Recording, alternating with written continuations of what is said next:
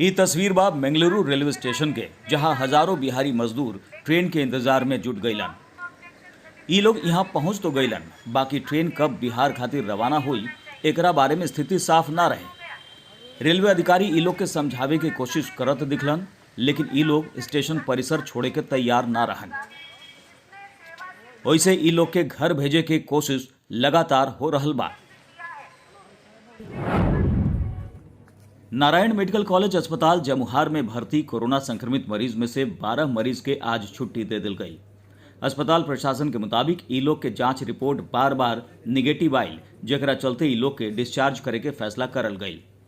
ई लोग में 4 मरीज सासाराम के, 2 मरीज नोखा के और 6 दावत क्षेत्र के बतावल जाता।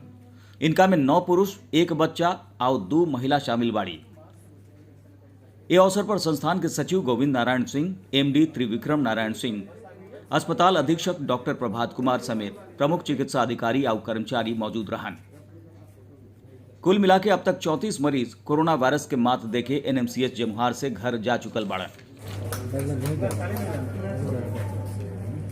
ए बीच रोहतास के अपर मुख्य चिकित्सा पदाधिकारी जनार्दन प्रसाद बतैलन कि काल जे कोरोना वायरस पॉजिटिव मरीज के निधन भइल रहे, उनकर परिवार और संपर्क में आयल करीब 56 लोग के सैंपल आज जांच खातिर भेजे के फैसला कइल गई। आपन जिला आपन इलाका के खबर खातिर देखत रही और सब्सक्राइब करी खबरिया भोजपुरी चैनल, जे यूट्यूब पर प्रमुख भोजपुरी न्यूज चैनल बा।